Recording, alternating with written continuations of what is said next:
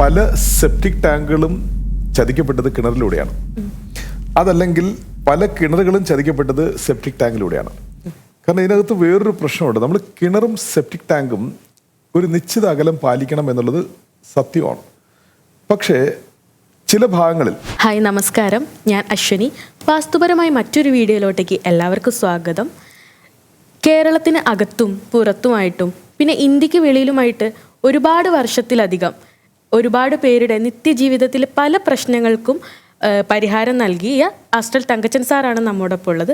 Sir നമസ്കാരം. നമസ്കാരം sir, ഇപ്പം ഒരുപാട് പേര് ചോദിച്ച് കണ്ടൊരു ചോദ്യമാണ്. ഇപ്പം പരിമിതമായ സ്ഥലങ്ങളിൽ വീട് വെക്കുന്നവരുണ്ട്.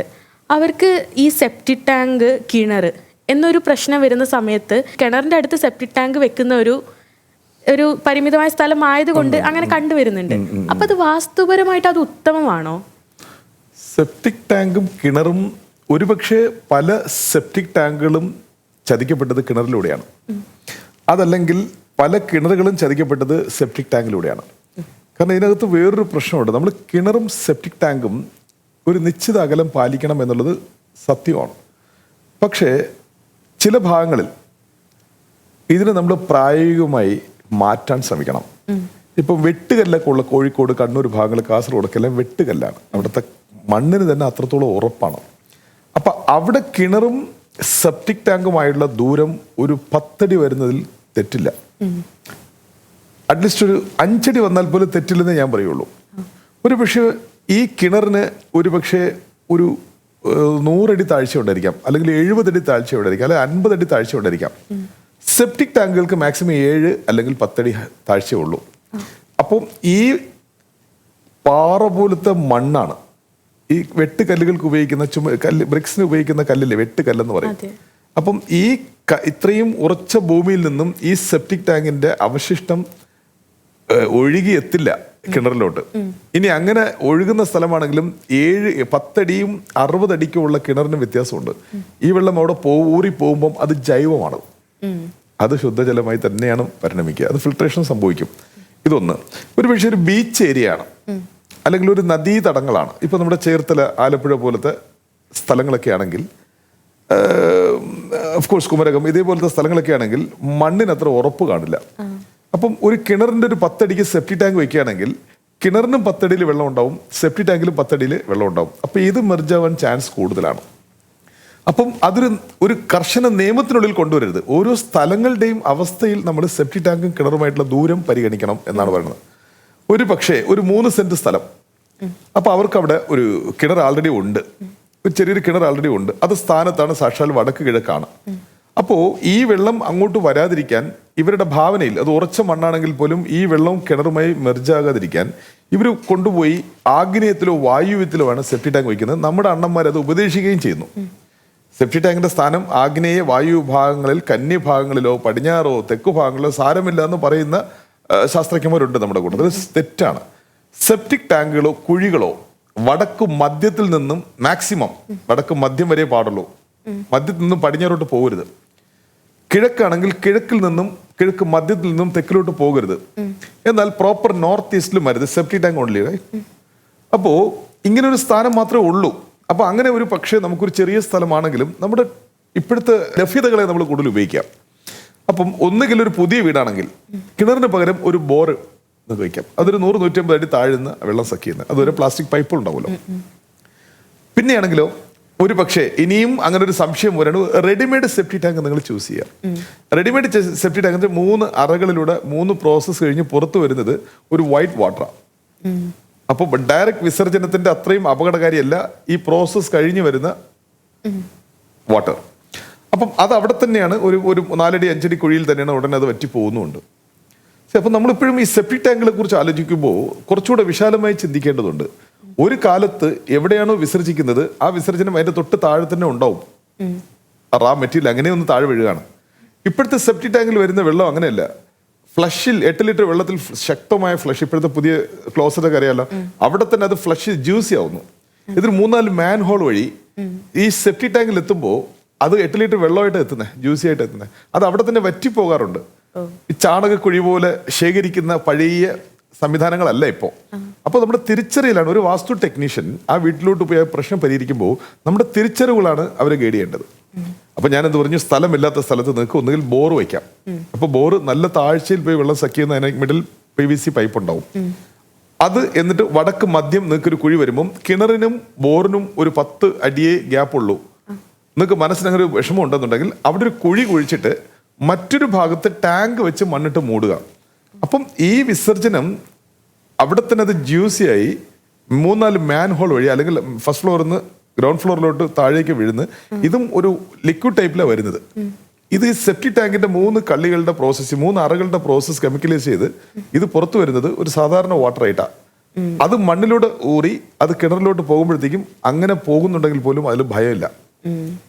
പക്ഷേ അൺഫോർച്ചുനേറ്റ്ലി ഇവിടെ സംഭവിക്കുന്ന വെച്ച് കഴിഞ്ഞാൽ ശാസ്ത്രത്തിൽ പറയുന്നു ഇത്ര അടി മാറണം അല്ലെങ്കിൽ ഇന്ന ദിക്കിലെ വയ്ക്കി, ഇങ്ങനെയുള്ള ഒരു പഠനങ്ങളില്ലാതെ സംസാരിക്കുന്നത് തെറ്റാണ്. അപ്പോൾ ചോദിച്ച ചോദ്യം സെപ്റ്റിക് ടാങ്കും കിണറുമായിട്ടുള്ള ദൂരമാണ്. അപ്പോൾ കുഞ്ഞു സ്ഥലമാണെങ്കിൽ നിങ്ങൾക്ക് ബോറ് പ്ലസ് റെഡിമെയ്ഡ് സെപ്റ്റിക് ടാങ്കിന് ഉപയോഗിക്കുമ്പം ആ ഒരു മാനസികമായിട്ടുള്ള ആ ഒരു ബുദ്ധിമുട്ടും. പക്ഷേ ഒരു ബീച്ച് ഏരിയ അല്ലെങ്കിൽ പാടം, വെള്ളം എപ്പോഴും ലഭ്യത ഉള്ള ഒരു 5 അടി 10 അടിയിലൊക്കെ വെള്ളം കിട്ടുന്ന ചില സ്ഥലങ്ങളിൽ ഇത് വളരെ ഡിഫിക്കലാണ്. അത് ആ സൈറ്റ് വിസിറ്റ് ചെയ്ത് മാത്രമേ എനിക്കത് കൃത്യമായി അവരെ അഡ്വൈസ് ചെയ്യാൻ പറ്റുള്ളൂ. സാറ് സന്ദർശിച്ചിട്ടുള്ള വീടുകളിലൊക്കെ ഈ മുഖവാതിലുകൾ ഗൃഹനാഥന്റെ രാശിയും നക്ഷത്രവും നോക്കിയിട്ടാണ് വെക്കുന്നത്. അതൊരു കോമഡിയാണ്. ഇത്തരം ചോദ്യങ്ങൾക്ക് മുമ്പ് നമ്മുടെ ഒരു പൊതു അറിവിലേക്ക് നമ്മൾ ശ്രദ്ധിക്കേണ്ട കാര്യം വെച്ച് കഴിഞ്ഞാൽ ഓരോ കാലഘട്ടമാണ്. ഇന്ന് കുറച്ചുകൂടെ അറിവുകളുള്ള കാലഘട്ടത്തിലൂടെയാണ് നമ്മൾ മുന്നോട്ട് പോകുന്നത്. ഒരുപക്ഷെ നമുക്ക് സംശയമുണ്ടെങ്കിൽ നമുക്കതിനെ ഗൂഗിൾ ചെയ്യാൻ പറ്റും. ഒരുപാട് പുസ്തകങ്ങളുണ്ടാവും, അത് തർജ്ജിമ ചെയ്യാൻ പറ്റും. ഇങ്ങനെയുള്ള ഓരോ കാലത്തിന്റെ പ്രത്യേകത. കുറച്ച് കാലം മുമ്പ്, ഒരു 10-30 വർഷങ്ങൾക്ക് മുമ്പ് അല്ലെങ്കിൽ 2020 മുമ്പായിട്ടെങ്കിലും ഇത്തരം പ്രശ്നങ്ങൾക്ക് നമുക്ക് മറ്റൊരു വഴിയില്ല. ഒരു വ്യക്തി അദ്ദേഹത്തിനെ വിശ്വസിക്കുന്നു, അദ്ദേഹം പറയുന്നത് നമുക്ക് അനുസരിക്കേണ്ട ഒരു നിർബന്ധിത അവസ്ഥയോടെ വരികയാണ്.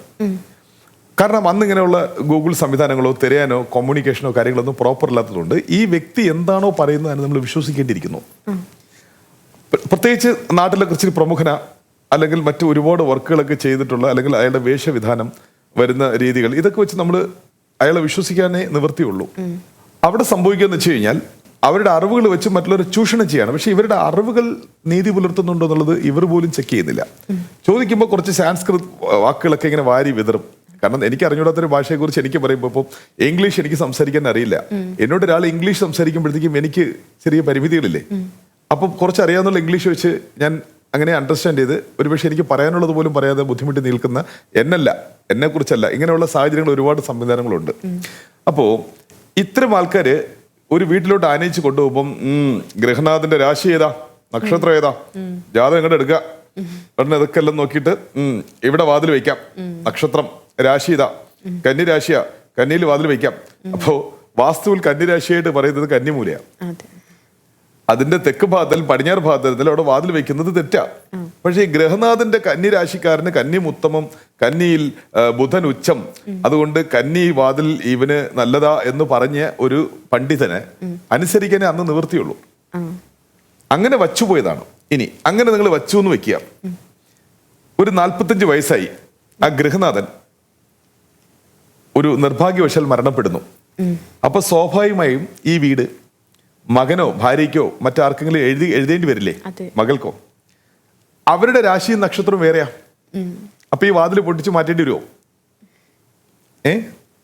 അപ്പൊ അതുപോലെ ബലഹീനമാർന്ന ഒത്തിരി കാര്യങ്ങൾ ഇതിനകത്തുണ്ട്. അപ്പൊ അത് കാലത്തിന്റെയും കൂടെ ഒരു അവസ്ഥയാണ്. അന്നത്തെ കാലത്ത് നമുക്ക് പ്രോപ്പറായിട്ട് കമ്മ്യൂണിക്കേഷൻ ഇല്ല. ഇപ്പൊ ഞാനൊരു കാര്യം പറയുന്നുണ്ടെങ്കിൽ വാസ്തുശാസ്ത്ര രീതികളിൽ നിങ്ങൾക്കത് ഗൂഗിൾ ചെയ്ത് നോക്കാം. അപ്പൊ കോമൺ ആയിട്ട് എത്ര ഗ്രന്ഥങ്ങളുണ്ട്, ഏതൊക്കെ വർഷങ്ങൾ കൊണ്ട് ഇത് മുഖവിലേക്ക് വരുന്നു. മനേഡി ശാസ്ത്രം വന്ന് സ്റ്റോപ്പായി. മനേഡി ശാസ്ത്രത്തിൽ നിന്ന് പിന്നെ വലിയൊരു വിപ്ലവമാണ് കൊണ്ടുവരുന്നത്. അപ്പൊ ഞങ്ങളുടെ പോലത്തെ ആൾക്കാർ ഈ വാസ്തുവും മനേഡി ശാസ്ത്രവും രണ്ടാണെന്ന് ഞങ്ങൾ ആ കാഴ്ചപ്പാടിലോട്ട് എത്തി. അത് അറിവുകൾ മാത്രം ഒതുക്കിയില്ല, പ്രാക്ടിക്കൽ എക്സ്പീരിയൻസ്, യാത്രകൾ ചെയ്തു. അമ്പലങ്ങളും ഫാക്ടറികളും വീടുകളും ബംഗ്ലാവ്സും തീ പിടിക്കുന്ന ഫാക്ടറികൾ, അപകട മരണം, ഒരു കുടുംബത്തിലെ 3 പേര് മരിച്ചു, 4 പേര് മരിച്ചു, അതല്ലെങ്കിൽ നന്നായിട്ട് പോയ ഒരു കമ്പനി ഒരു വീട് വെച്ചതിന് ശേഷം ആ കമ്പനി നശിക്കുന്നു. ഇങ്ങനെയൊക്കെയുള്ള പല പല വ്യക്തികളുടെ വർക്കിൽ കിട്ടുന്ന അനുഭവങ്ങളെ മുഖവിലേക്ക് എടുത്തുകൊണ്ട് അത്തരം സ്ഥലങ്ങളിൽ ട്രാവൽ ചെയ്ത് അതിന്റെ ഡിഗ്രി പരിശോധിച്ച്, ആ റോഡിന്റെ ഡിഗ്രി പരിശോധിച്ച്, വീടിന്റെ ഹൈറ്റ് ആൻഡ് വെയിറ്റ്, ഇതെല്ലാം എന്തെങ്കിലും നിർമ്മാണ പ്രവർത്തനങ്ങൾ സാഹചര്യങ്ങളിൽ അടുത്ത് എപ്പോഴെങ്കിലും ചെയ്തിട്ടുണ്ടോ, ഇതെല്ലാം അന്വേഷിച്ച് ഞങ്ങൾ എടുക്കുന്ന റിസൾട്ട് ഈ യൂട്യൂബിൽ നിന്ന് ഈ സംസാരിക്കുന്നത്. പക്ഷെ അന്ന് അങ്ങനെ ഒരു ചാൻസ് ഇല്ലായിരുന്നു. അന്ന് ഈ പണ്ഡിതൻ എന്ത് പറയുന്നു അത് കേൾക്ക് ചെയ്യുക. അപ്പോ ആ രീതികളിൽ ഏത് ആചാരം അത് ഏത് കാലത്തിലാ എന്നുള്ളതിനെ കൂടെ ഈ ചോദ്യത്തിന് പിന്നിൽ നമ്മൾ ആലോചിക്കേണ്ടിയിരിക്കുന്നു. അപ്പോൾ യഥാർത്ഥത്തിൽ 4 ദിക്കിൽ നിങ്ങൾക്ക് മുഖവാതിൽ വയ്ക്കാം. നിങ്ങൾ തിരഞ്ഞെടുക്കുന്ന ദിക്ക് അല്ലെങ്കിൽ നിങ്ങളുടെ റോഡിന്റെ പടിഞ്ഞാറാണെങ്കിൽ പടിഞ്ഞാറ് മധ്യത്തിൽ നിന്നും വടക്കോട്ട് ഉച്ചഭാഗങ്ങളിൽ നിങ്ങൾക്ക് വയ്ക്കാം. അത് വളരെ കൃത്യമായി പരിശോധിക്കണമെങ്കിൽ അത് അറിയാവുന്ന ഡിഗ്രി വാസ്തു ചെയ്യുന്ന ഒരു ടെക്നീഷ്യന്റെ സഹായത്തോടെ നിങ്ങൾക്കത് ചെയ്യാം. കാരണം കൺഫ്യൂഷൻ ഇല്ലായിരിക്കാൻ വേണ്ടി ലക്ഷങ്ങൾ ചിലവാക്കി വീട് വയ്ക്കുമ്പോൾ എന്തെങ്കിലും ഒരു ട്രാൻസ്പോർട്ട് കൊടുത്ത് അദ്ദേഹത്തിനൊന്ന് വിളിക്കുക. അയാൾ വീട്ടിൽ വരുന്നേ, അയാൾ നിങ്ങളുടെ മുഴുവൻ പ്ലാനും ചെക്ക് ചെയ്ത് നിങ്ങൾ. പക്ഷെ ഈ വാസ്തു ടെക്നീഷ്യനെ തിരഞ്ഞെടുക്കുന്നതാണ് വലിയ ടാസ്ക്. അങ്ങനെ ഒരു കാര്യമുണ്ട്. അതിന് അദ്ദേഹത്തിന്റെ ആ വീടുകാരന്റെ കർമ്മയും അതിനകത്ത് ഒളിഞ്ഞിരിക്കുന്നു. മനസ്സിലായില്ലേ? അപ്പോൾ ചോദിച്ച ചോദ്യം, പ്രധാന വാതിലിന് ഗൃഹനാഥന്റെ രാശിയോ നക്ഷത്രമോ ബാധകമാണെന്ന് ചോദിച്ചാൽ ഇല്ല ഇല്ല ഇല്ല. ഒരു ദിക്കിന്റെ തിരഞ്ഞെടുക്കുന്ന ദിക്കും അവിടുത്തെ ഉച്ച നീചങ്ങളെ വിഭജിച്ചുകൊണ്ട് ഉച്ചഭാഗങ്ങളിൽ പ്രധാന വാതിൽ വടക്ക് കിഴക്ക് കൂടുതൽ വിസിബിൾ ആക്കുക, കാറ്റും വെളിച്ചവും വരാനിരിക്കുന്ന രീതികളിൽ വിസിബിൾ ആക്കുക. വടക്ക് കിഴക്ക് മൂലകളിൽ ഭാരം കുറയ്ക്കുക, ഓപ്പോസിറ്റ് തെക്ക് പടിഞ്ഞാറ് മൂലകളിൽ ഭാരം കൂടുതലാക്കുക, അവിടെ ക്ലോസ് ചെയ്യുക. ഇങ്ങനെയുള്ള പ്രാഥമികമായ വളരെ കുറച്ച് കാര്യങ്ങൾ മാത്രം നോക്കണം. എൻ്റെ ഒരു സജഷൻ എന്ന് വെച്ച് കഴിഞ്ഞാൽ, ഒരു വീട് കെട്ടുമ്പോൾ നിങ്ങൾ യൂട്യൂബിൽ നോക്കി വീട് കെട്ടാതിരിക്കാൻ ശ്രമിക്കുക. ഇതൊരു അറിവിലേക്കാണ്. അതിന് അനുയോജ്യമായ ഒരാളെ നിങ്ങൾ തിരഞ്ഞെടുത്ത് നിങ്ങളുടെ വീട്ടിലോട്ട് വിളിക്കുക. പിന്നെ അദ്ദേഹം നോക്കിക്കൊള്ളുന്നേ. നിങ്ങൾക്കറിയാത്തൊരു കാര്യം യൂട്യൂബ് വഴി സെലക്ട് ചെയ്ത് ലക്ഷങ്ങൾ ചിലവാക്കി വീട് വയ്ക്കാൻ പോവാം. ഈ വീടിന്റെ ഏറ്റവും ആദ്യ പ്രവർത്തനം മുതൽ ആ വീടിന്റെ തലമുറ സക്സസ്ഫുള്ളായി ജീവിക്കാൻ അതിന്റെ ഏറ്റവും പ്രാഥമികമായിട്ടുള്ള ഉപദേശങ്ങൾ നേടുന്ന നിങ്ങൾ തിരഞ്ഞെടുക്കുന്ന വ്യക്തിയുടെ ആയിരിക്കാം നിങ്ങളുടെ മുന്നോട്ടുള്ള ജീവിതം. ഇന്നത്തെ വീഡിയോയുടെ അവസാനിപ്പിക്കുകയാണ്. സാറ് പറഞ്ഞ എല്ലാ കാര്യങ്ങളും നിങ്ങൾക്ക് മനസ്സിലാവുന്നുണ്ടെന്ന് കരുതുന്നു. ഇതുപോലെ നിങ്ങൾക്ക് പല സംശയങ്ങളും ഉണ്ടാവും വാസ്തുമേഖലയിൽ. നിങ്ങൾക്ക് എന്ത് സംശയത്തിനും സാറിൻ്റെ നമ്പർ നമ്മളിവിടെ താഴെ കൊടുക്കുന്നുണ്ട്, നിങ്ങൾക്ക് ബന്ധപ്പെടാം. ഇതുപോലെ മറ്റൊരു വീഡിയോന് വേണ്ടിയിട്ട് നമുക്ക് വീണ്ടും കാത്തിരിക്കാം. Thank you.